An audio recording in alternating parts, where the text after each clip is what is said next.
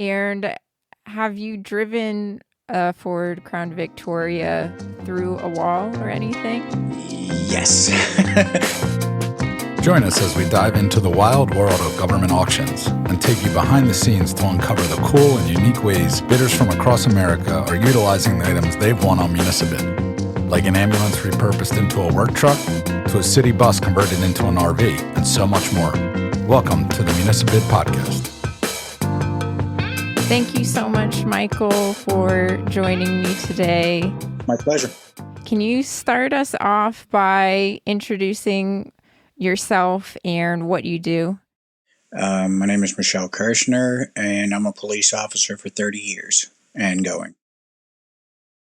What made you decide to become a police officer? Initially, my uncle, he's a since retired Pennsylvania State Police trooper. When I was very young, I saw him in uniform, and just the respect he commanded and got in public and everything else.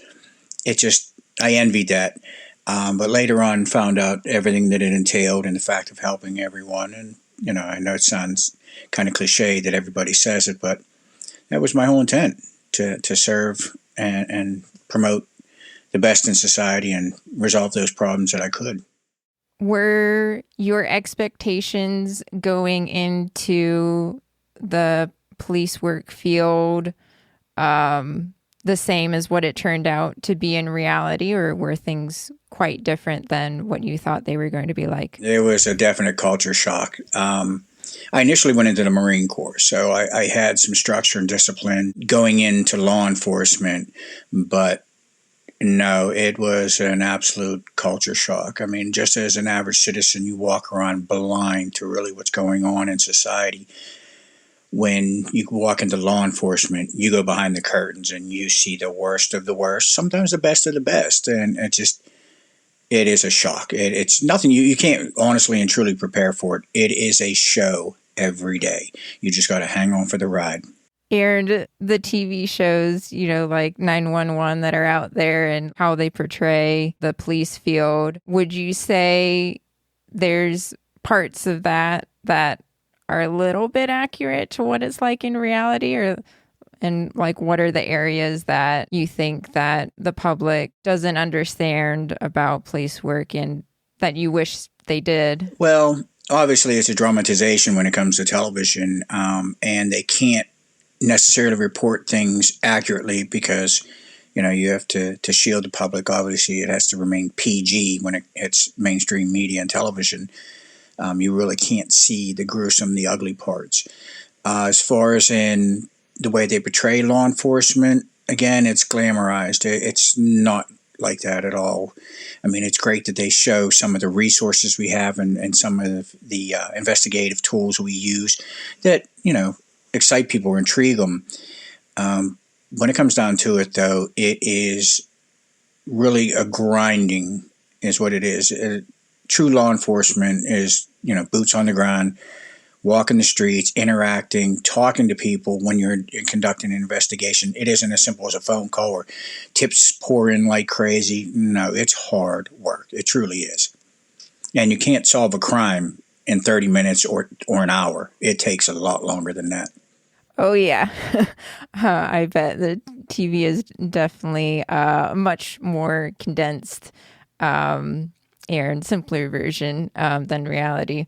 And unfortunately, some people in public, in society, they'll grasp onto that saying, why isn't the crime that was committed against my child or a family member or whomever, why isn't it solved like yesterday? Why is it taking so long? It drags in weeks, drags into months, possibly into years. People don't understand. It's not scripted. This is real life. It's not scripted. You have to. There's a lot. Again, there's a lot that goes into it, and TV gives a lot of people a false narrative to it. Did you, going into the police field then from the Marine, have a mentor that helped guide you into, you mentioned you had a culture shock, into the culture and into the reality of policing?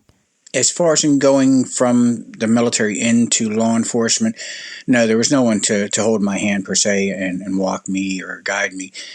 But once you're in the field, there is, as everyone calls it, the blue line or the blue family. There are some officers that were, further on in their careers, just didn't want to be bothered with anybody, especially a rookie, and they'd just tell you, hey, figure it out on your own and go about their miserable ways, literally. But then again, I've had in the course of my career, in the beginning, that I've had mentors, gentlemen that and ladies that have taken their time and said, hey, you know what? This has worked for me. Take from my experiences and my training. This may work for you. And you take from each individual that you've interacted with, and you develop your own skills. You hone your skills based on what everybody else has provided to you. And I've since, I've been a field training officer, my God, over 12 years, if not more. And again, my police technique might not work for the next individual, but I will give them my experience and education, and they can take from that. They can derive from that anything that they feel they can work with and take off with. It's an ever-evolving career, I should say. It just, every day is different. You cannot become complacent. You can't think that you're going to solve everything the same way. Everything brings its own unique elements. So it's never a, hey, I'm going to go in today and this is what's going to happen. No, it's hang on for the ride. This day is going to dictate what your day is going to be about. What are some of the changes that have happened through the course of your career that you think have been very beneficial for the police field? Unfortunately, in order to get to the better side, law enforcement had to come under so much scrutiny, and some of it justifiably so, with police officers, because they are human beings making errors, making decisions that cost people their lives, unfortunately. But within that, when we were under the microscope and really being criticized and attacked, at the same time, there were people that took the time to say, hey, you know what? Maybe we're looking at this the wrong way. And those people come out of the woodwork. Because typically, the average citizen just sits back in their home, watching TV, gets up, goes to work, goes on about their life, not thinking about the officer that's out there 24 hours a day, 7 days a week, the coverage that's in their community and what have not, that there's somebody out there ready to defend their life. Until, like I said, we come under the microscope with mistakes and this and that. And then they're sitting in their living rooms like, wow, I'm sitting here watching a TV program. I'm safe because I have an officer in my community patrolling. And was that support, like, how did that support play out in training, in like resources, either financial or like human resources, or how did that, how did you receive that support and how did that help?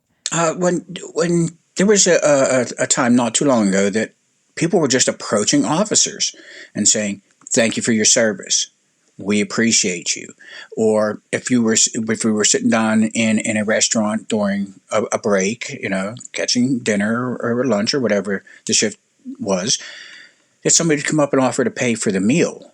And, officers, we were taken back by that when that started happening. It's like, wow, I mean, maybe we really are appreciated. Maybe there isn't this, everybody in the general public and society hates us. And that became reassuring that, what, these are the people we do this for. Wow, that's very sweet. That brings back a more community focus of being in touch with the people like yourselves that are serving and protecting the community, and the community recognizing that and supporting you in the work that you're doing. It definitely put a bridge where there was a break. It really did. And, maybe law enforcement could have done more to bridge that gap and initiated more things within the community. But then again, we have departments that have limited resources. So to have community-oriented police officer or functions, it's just not feasible. But again, it takes both sides to bridge the gap. In your investigative work, when you were approaching and talking with people, did you find that a lot of them had a wrong misconception about who a police officer is? Or did you find in talking with them that they did they understand your role and appreciate that at the time? For the most part, no. When you're meeting a stranger for the first you walk in, you're in full uniform, you're in this authoritative position. When you approach somebody that you're conducting, let's use a homicide as an example. You're approaching the parents of the deceased. I mean, they want resolution. They want answers. They want the results. They want a conclusion and justice immediately, and understandably so. It doesn't work that way, as I indicated earlier. But when you approach them, sometimes you're the victim of their outlet. They instantly want to go after you. You're responsible for it all. You're the reason why this happened. You should have been there to prevent this from happening. Meanwhile, you were nowhere around at that time. I mean, it might not even have been your shift. Whatever the circumstances were, you can't be everywhere all the time. But when you interact with them, you try and empathize, sympathize, and humanize the badge. Because when you first walk in the door, you're not greeted very well at all. You really aren't. You really have to gain their confidence and their trust and, tell them, hey, I'm here to resolve this for you. I'm going to do what I'm paid to do. And hopefully that works. I mean, sometimes it doesn't. Sometimes you're constantly met with resistance that, you're useless. You're not going to do anything for me. You're not going to bring my child back, which you're never going to bring somebody's child back. But hopefully you can bring some peace, some closure. Yeah, that's a very rough situation to walk into and handle. And for people that are considering going into law enforcement, what's something that you wish they would know in order to help prepare them for handling situations like you described? Well, you definitely have to go into it with thick skin. You can't let everything get under your skin. I mean, you definitely have to open your heart, have compassion, empathy, and sympathy, as I stated. But when somebody attacks you, whatever the circumstances are, they feel justified in doing so. You have to bite your tongue, thicken your skin, and accept it and understand why it's coming at you. Don't take it personal. But overall, there are too many officers now coming out of the academies that are doing it for the wrong reasons.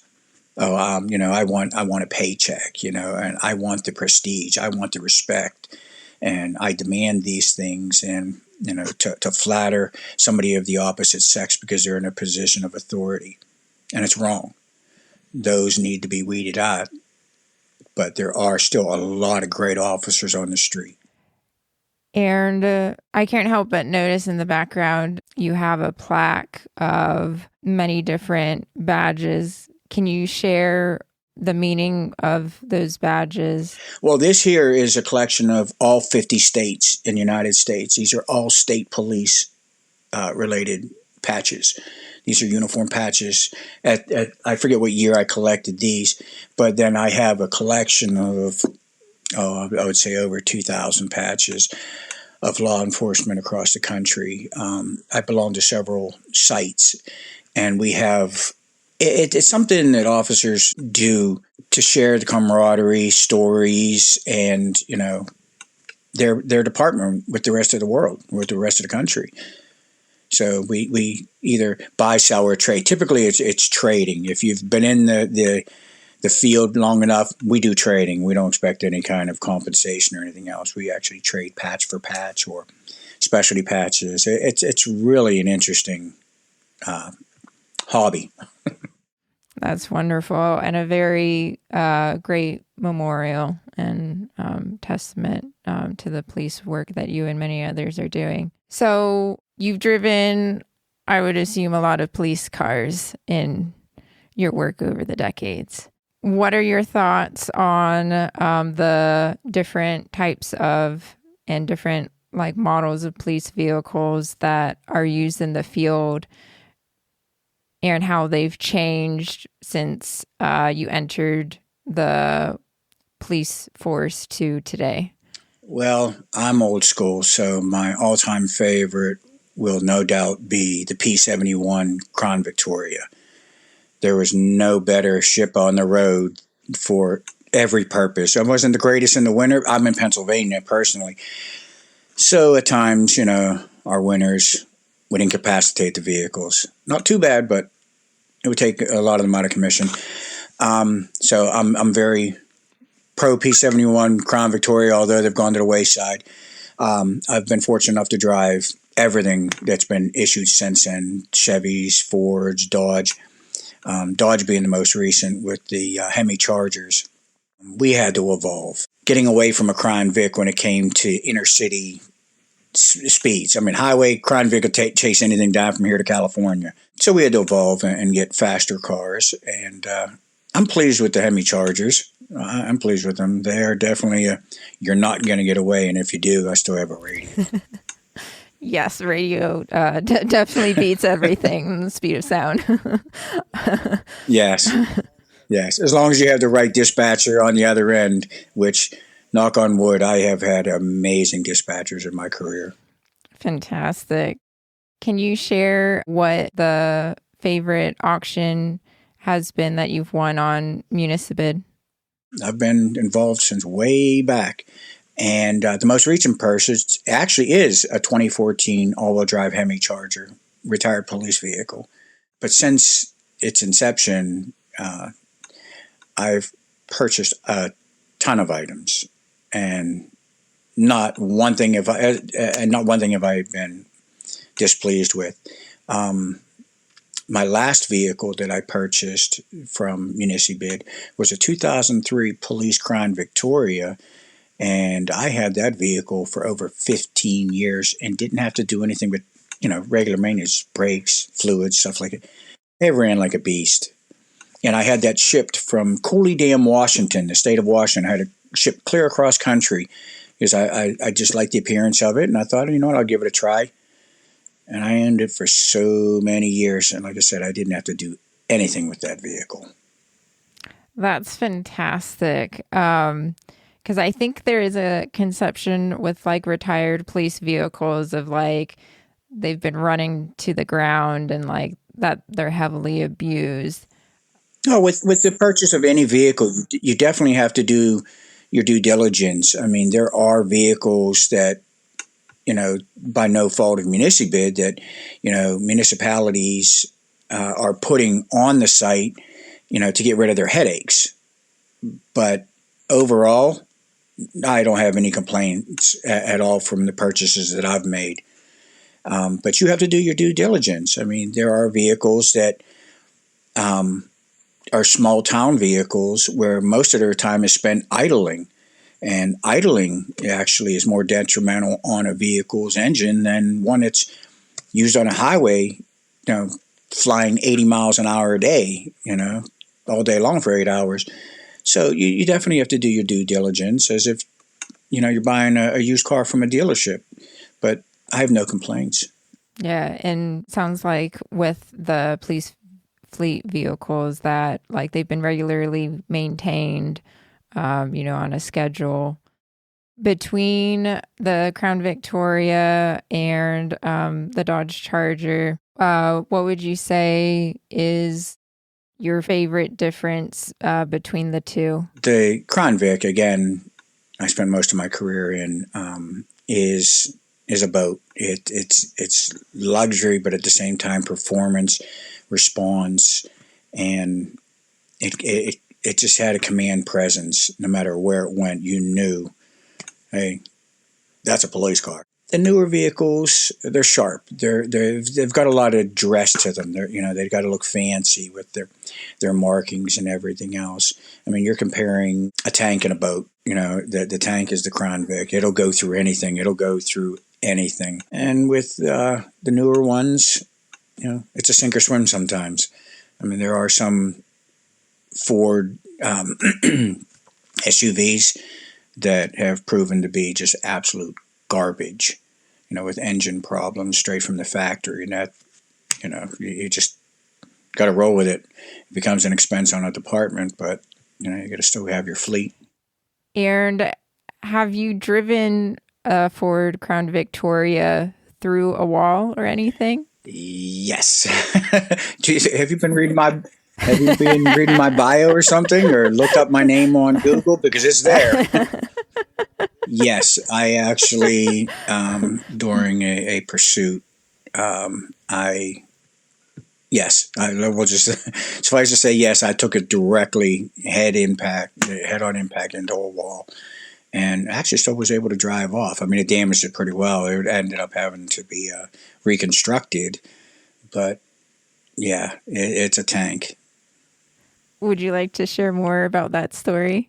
Was this a, I'm assuming, a pursuit chase that you were doing? Yes, yes. I was just sitting at the border of my town and a town over, and it's a main thoroughfare to travel between the two of our towns. And I was sitting at a stop sign. It's a stop sign that people frequently ran, but I had myself positioned primarily out in the open where somebody would say, "Oh, you know what? I'm not going to run the stop sign this time. There's a cop sitting right there." Well, this guy decided, okay, there's a cop there. He come up to the stop sign and decided to do a burnout. Just say, "Hey, catch me if you can in your Crown Victoria." So he started spinning the tires. So I flicked on the lights real quick and then shut him back off just to say, you know what, we're not going to play this game. Okay, you had your fun. You got my attention. Now knock it off. And that wasn't enough for him. He actually wanted a pursuit. So I obliged. So we went all throughout my town and into the next. And let's just say we were well beyond posted speed limits. Thankfully, it was real early in the morning, late at night, early in the morning, like 2, 3 o'clock. So there wasn't any pedestrian traffic or motor vehicle traffic. And pursuit lasted a ways. And like I said, towards the conclusion, ended up smashing into a wall head on. But the car survived. My department, unfortunately, decided to rebuild it. I wish they would have just got rid of it at that point so we can get new ones, but they put the money in that one. And I drove as soon as it returned. Oh, gosh. I actually wrecked that car twice. I wrecked that car twice. I actually was in another pursuit, and I was going about 40 miles an hour backwards, and I intentionally smashed into the other car to pin the driver in the car because they were shooting out of it at myself and my partner who was in my vehicle. So, I mean, it would be hard to explain the necessity for the circumstances of using my vehicle as a weapon, but I had to. And I smashed the back end of that very same car. That happened before the head-on with the wall. But they put it back together, and again, mechanically, it was sound enough for me to get in that following pursuit to take it into a wall.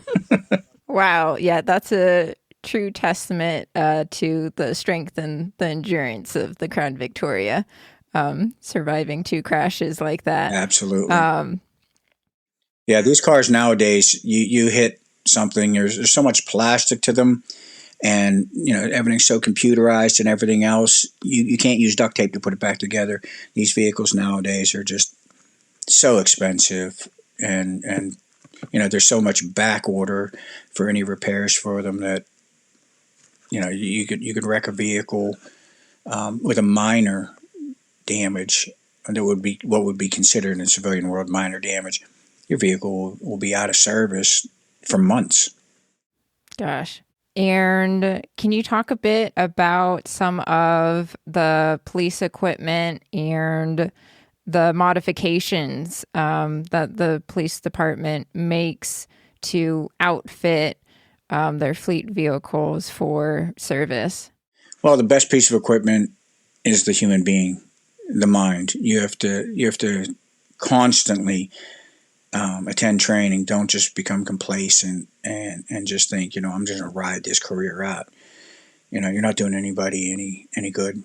You're doing a disservice to the public and yourself just to do it for a paycheck.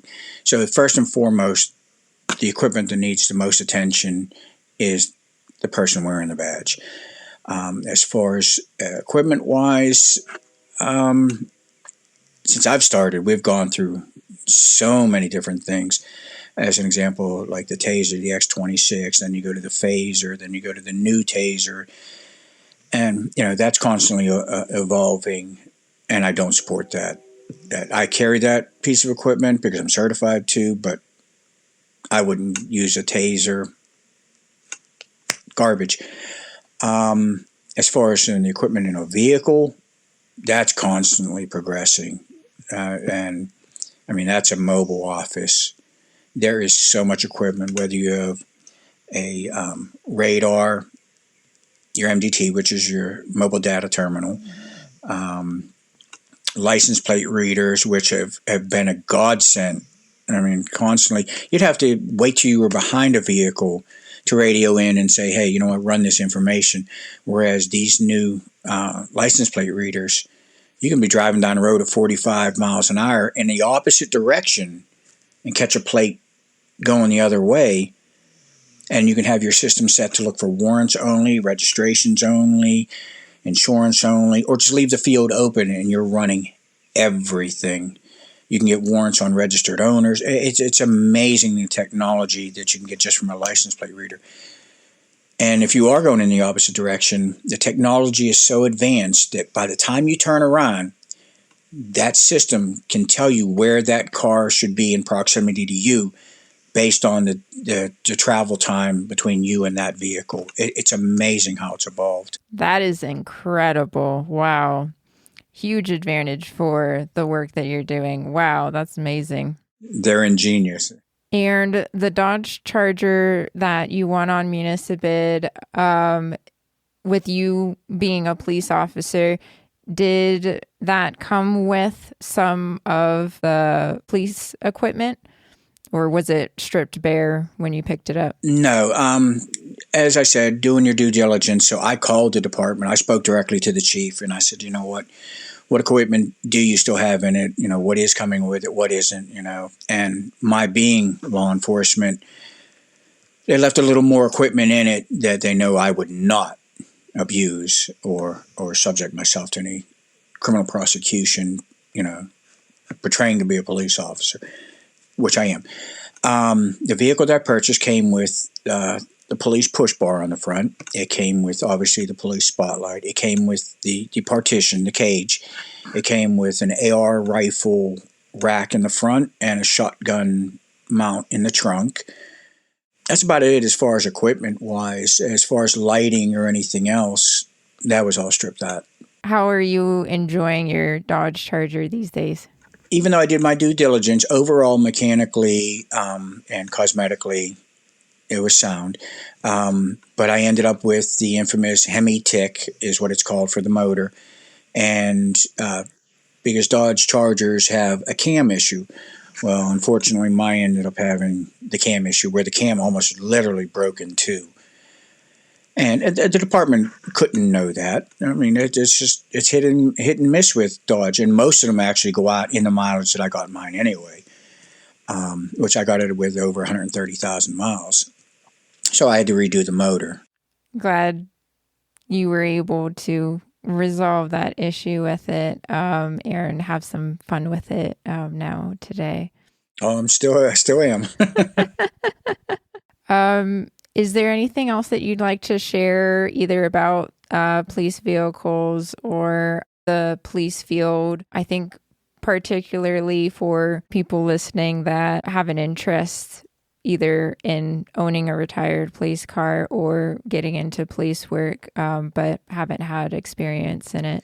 As far as the purchase of police equipment, as in anything that you buy used, do your due diligence and research and educate yourself about it. Just don't go, oh, wow, that's a police Hemi Charger. I want that because I know they're fast and they're built indestructible.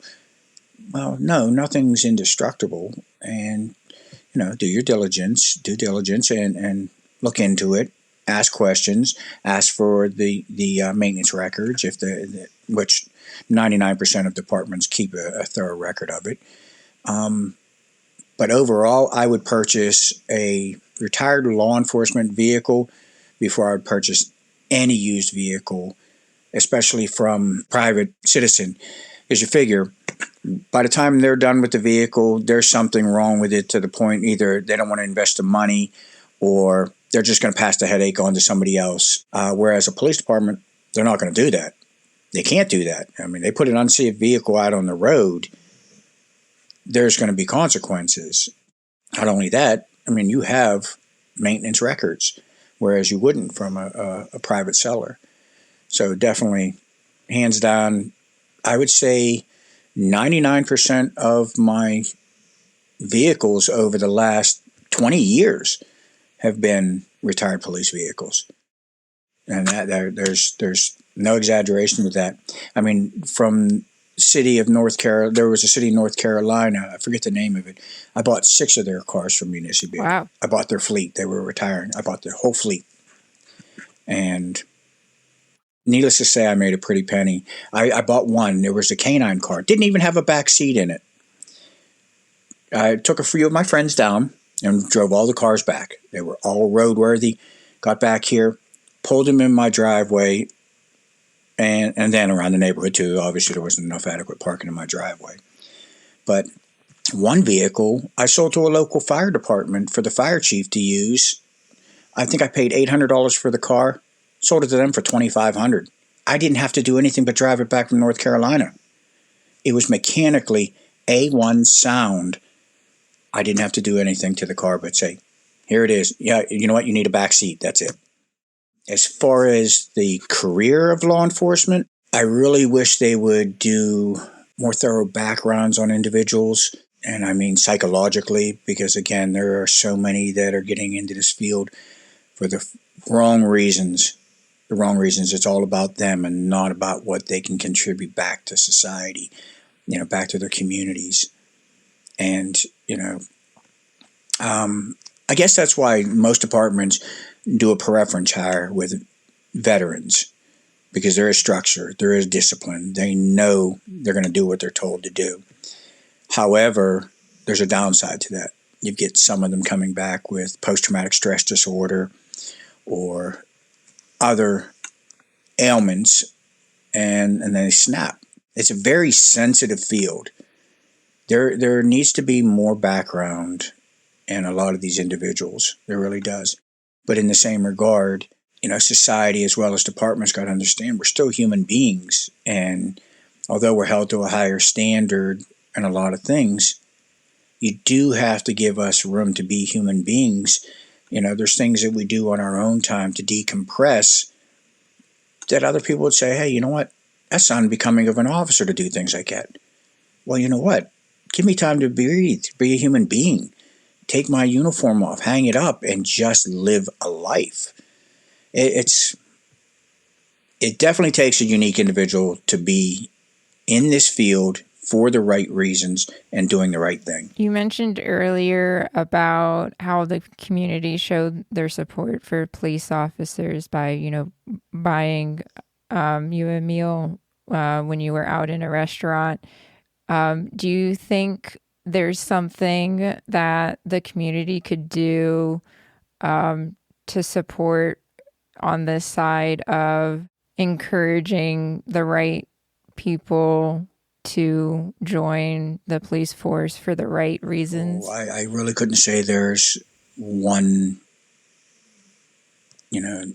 set methodology or if you could put it that way. I don't know. You're dealing with individuals. So, I mean, you've got so many different personalities to deal with and everything else. It's just so hard to say, hey, we're looking for this particular individual.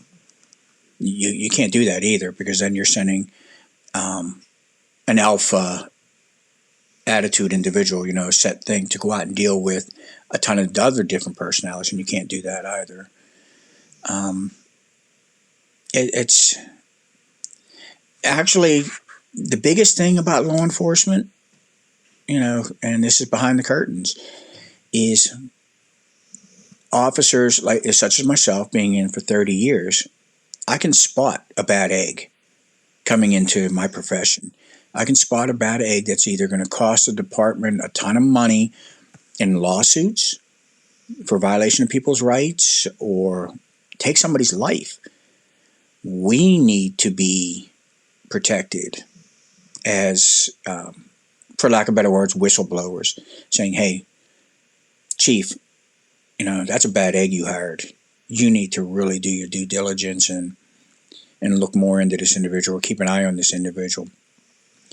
But unfortunately, since politics has now tainted the waters of law enforcement, there's so much nepotism that you can't say anything because you don't know if you're talking about somebody's son, daughter, nephew, cousin.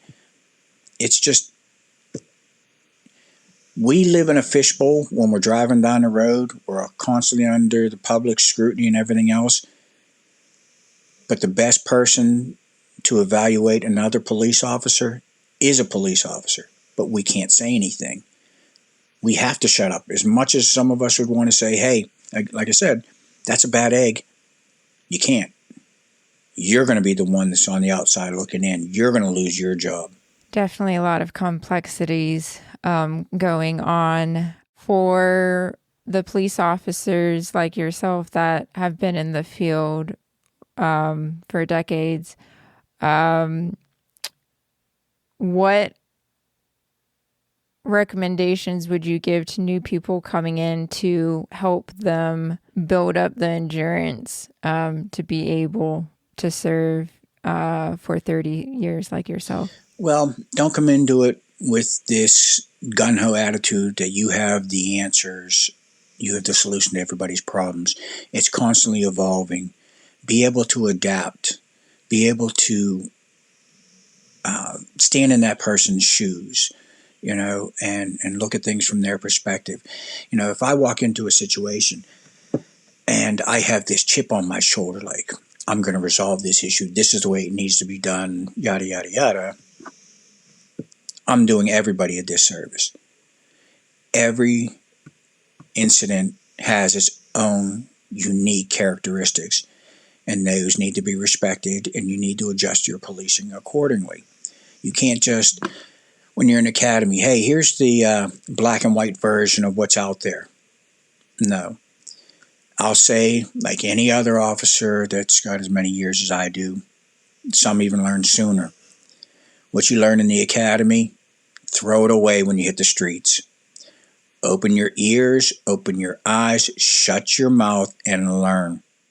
Thank you so much, Mike, for sharing your stories and sharing the human side behind police work, and very grateful for your service in protecting our communities. Thank you very much. And my motto is always treat every person you approach the way you would expect to be treated. Thank you for tuning in to the Municibit podcast. If you'd like to learn more about the world of government surplus, be sure to subscribe to this podcast wherever you listen to your podcasts.